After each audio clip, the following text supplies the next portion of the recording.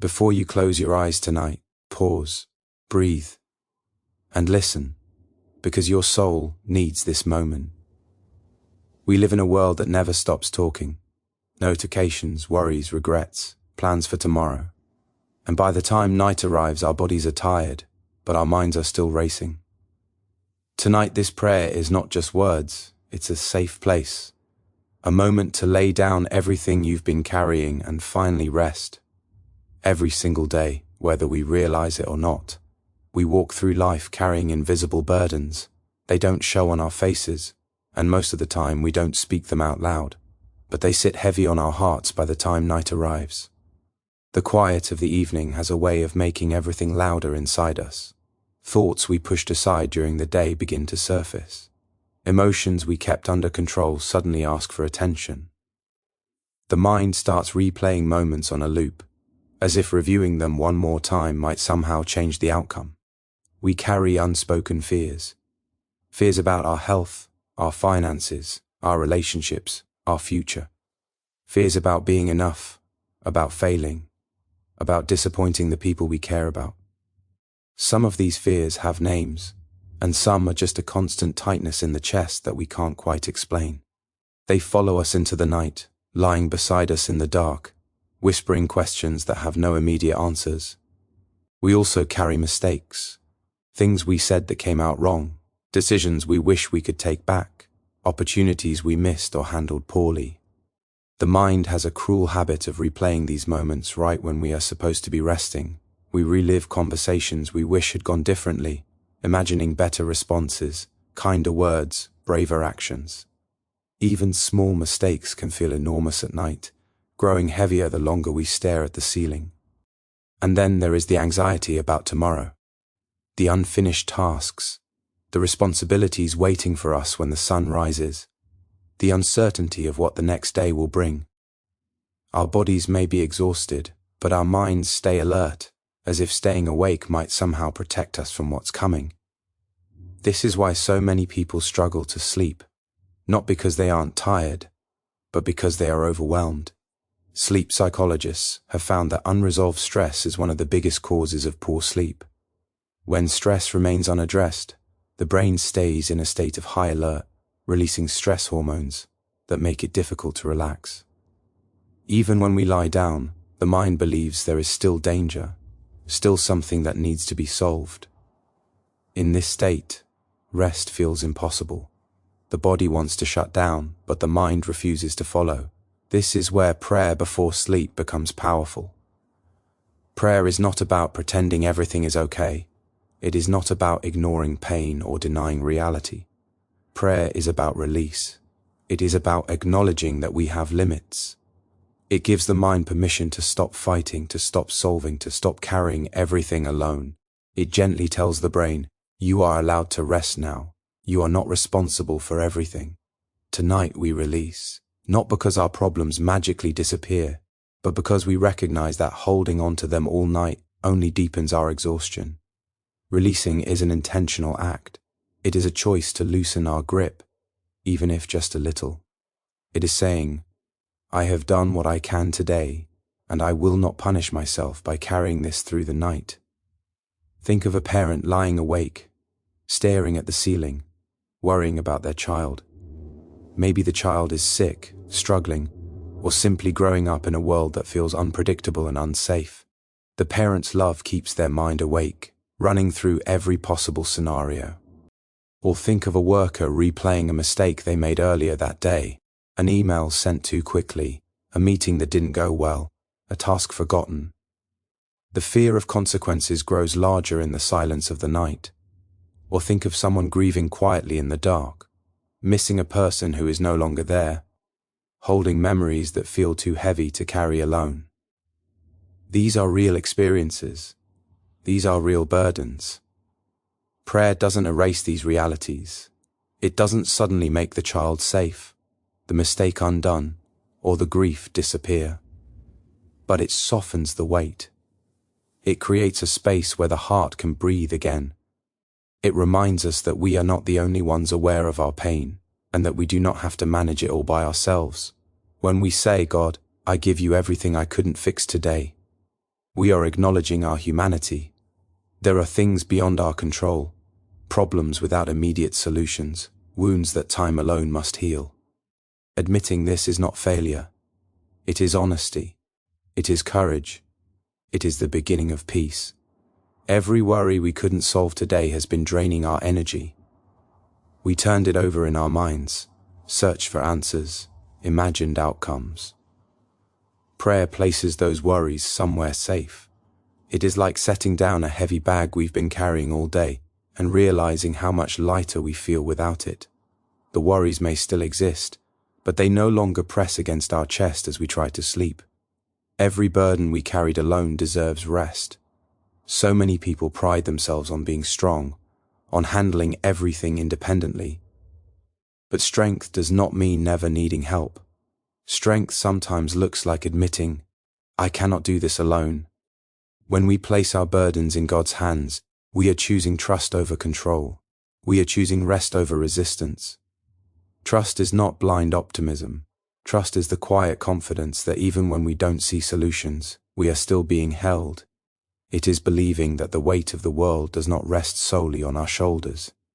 This kind of trust calms the nervous system. It tells the body it is safe to relax, safe to sleep, safe to let go. Letting go is often misunderstood as weakness, but in reality, it requires strength. It takes strength to stop replaying the same thoughts. It takes strength to stop punishing ourselves for things we cannot change. It takes strength to release control and accept peace. Letting go does not mean we don't care.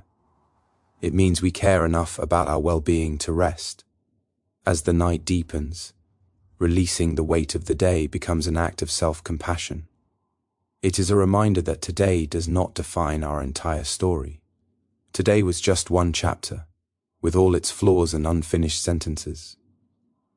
Tomorrow can wait. For now, rest is enough. When we trust, peace begins to settle in. The breathing slows. The muscles soften. The mind gradually quiets. Not because everything is resolved, but because everything has been surrendered.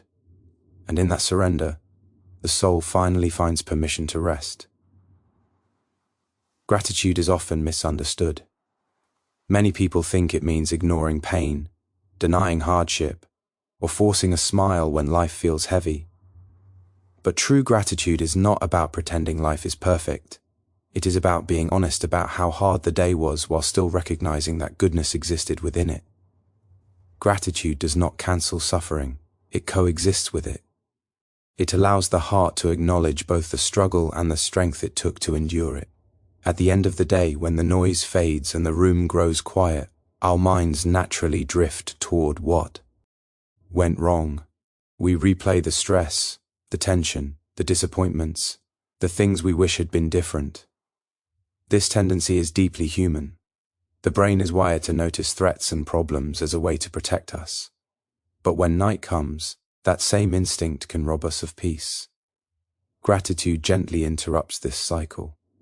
It doesn't demand that we forget the pain, it simply asks us to widen our focus. Science supports what many people have felt intuitively for centuries. Research from Harvard Medical School and other institutions shows that people who practice gratitude, especially before sleep, experience lower stress levels, improved emotional regulation, and deeper, more restorative rest. Gratitude shifts the brain away from constant vigilance and toward a sense of safety. When we focus on what was good, even briefly, the nervous system begins to relax. The body receives a signal that it can finally stand down. Gratitude shifts our focus from fear to faith, from lack to abundance. Fear says, what if? Gratitude says, look at what already is. Lack says, it wasn't enough. Gratitude says, it carried me through. Shift does not happen all at once. It happens moment by moment, thought by thought, breath by breath. Think about today. No matter how difficult it was, you survived it.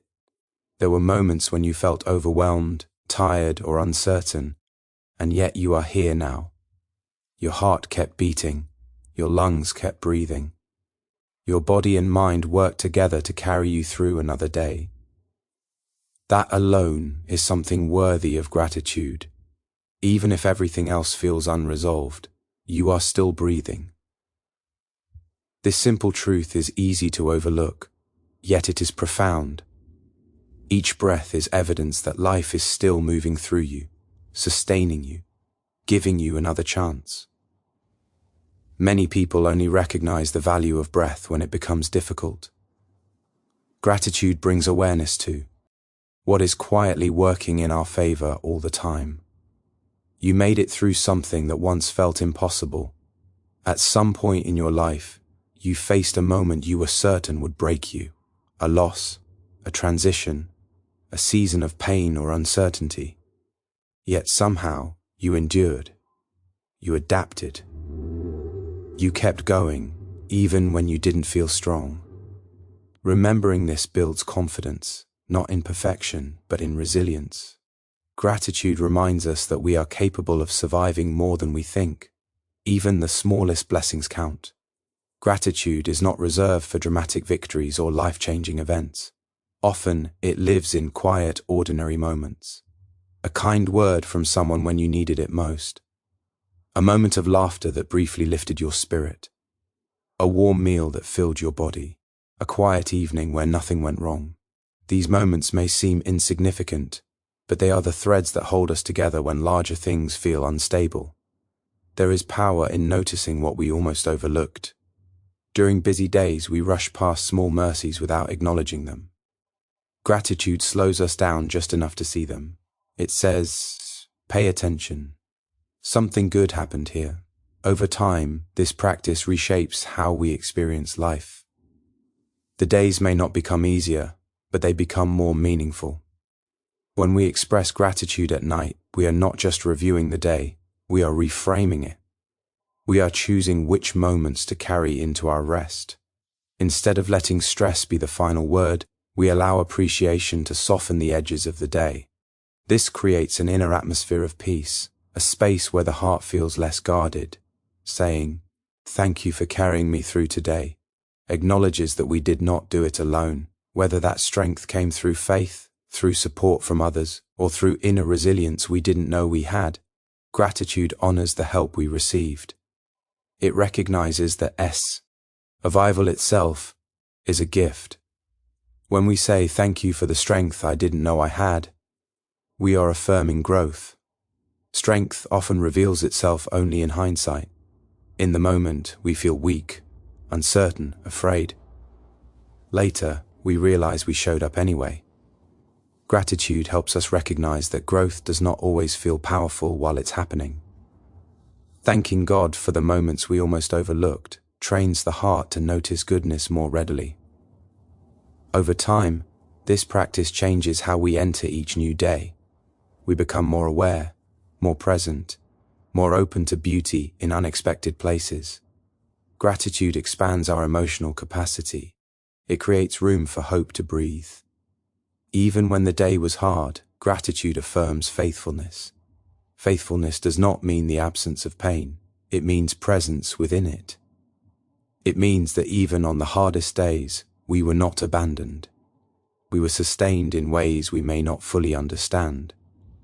Gratitude allows us to rest in that truth without needing all the answers. As gratitude settles in, the night begins to feel different. The room feels quieter, not just externally but internally. The heart softens, the mind loosens its grip on urgency. Gratitude turns the night into a sanctuary, a place of refuge rather than rumination. It becomes a sacred pause between what has been and what is yet to come. In this sanctuary, the heart remembers, I am not alone. This realization is deeply comforting. Loneliness often grows louder at night, but gratitude counters it by reminding us of connection. To God, to life, to moments of kindness and care that prove we are seen. Gratitude also whispers, I am cared for.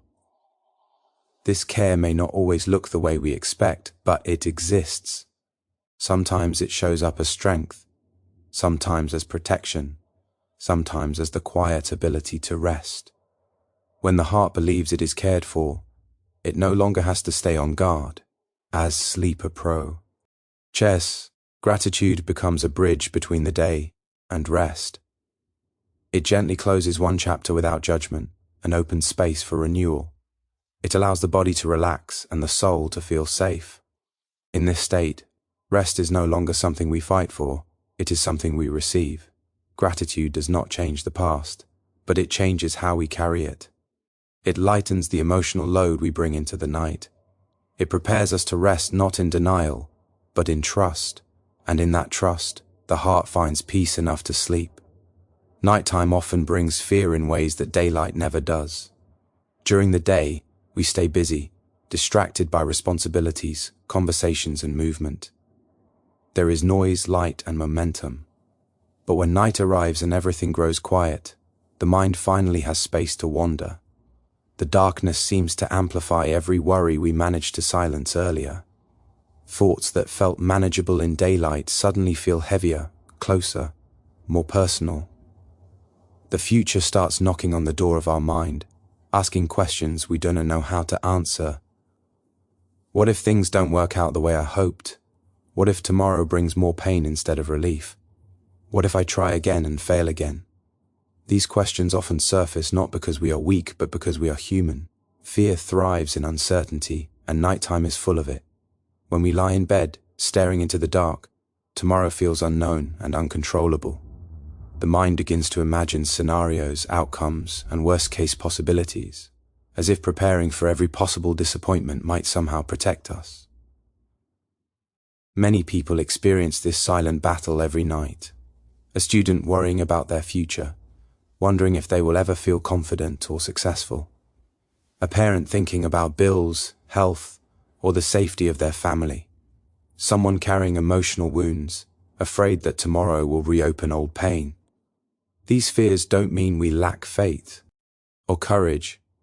They mean we care deeply about our lives and the people in them. But here is a truth that changes everything. Tomorrow does not belong to fear. It never has. Tomorrow belongs to God. Fear wants to convince us that we must stay alert, that we must stay awake to protect ourselves. Faith gently reminds us that we are not the ones holding the world together. We are not responsible for controlling every outcome or predicting every possibility. When we remember this, something inside us begins to loosen. In many faith traditions, night prayer is an act of surrender.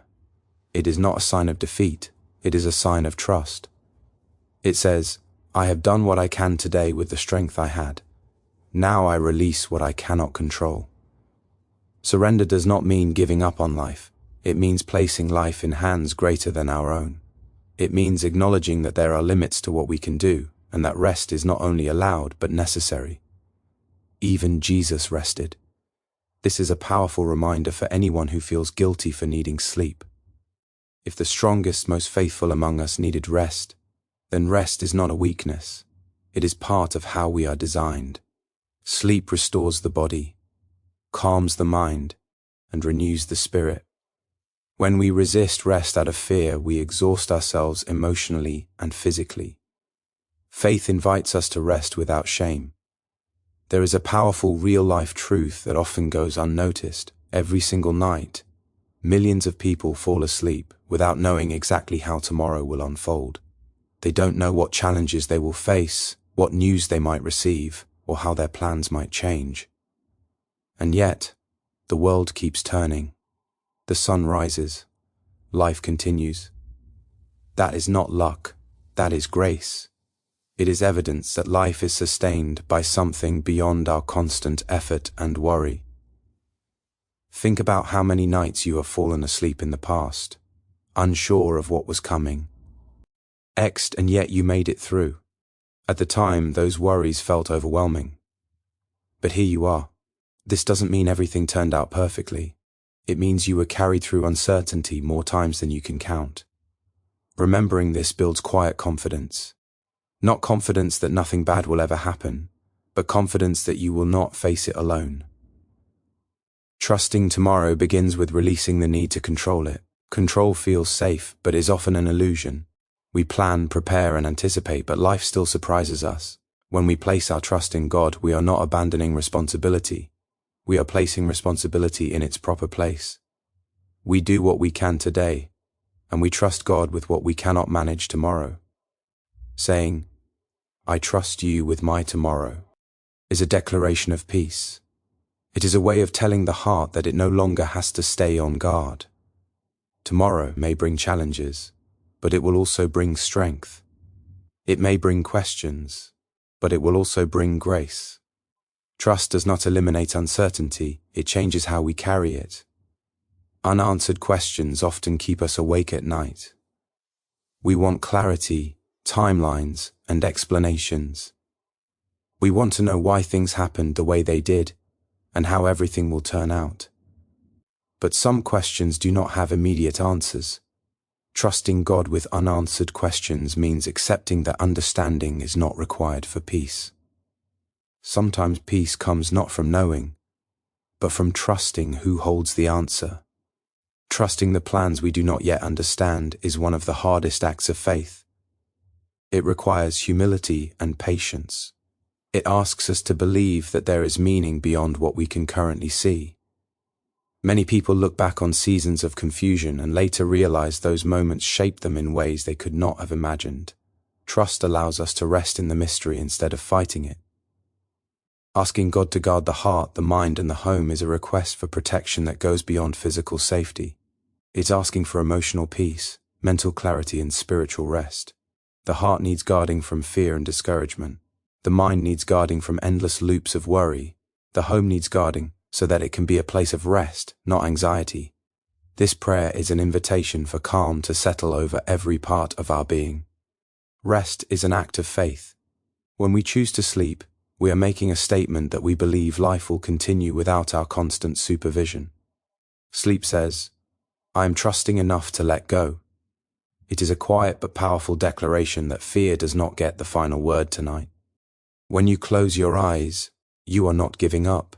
You are entrusting yourself to care beyond your own. Sleep says, "I believe I will wake up." It also says something deeper, "I believe I will not wake up alone." This belief brings comfort in the darkest hours. It reminds us that even in unconsciousness, we are held, watched over, and cared for. As the night deepens, trusting tomorrow allows the body to relax and the mind to slow. Breathing becomes steadier. Thoughts lose their urgency. Fear begins to fade, not because it has been solved, but because it has been surrendered. In this space of trust, rest becomes possible. Tomorrow will come whether we stay awake worrying or sleep in peace. Choosing rest is choosing faith. It is choosing to believe that whatever tomorrow brings, grace will meet us there. And for now, that belief is enough to let go, to breathe, and to rest without fear.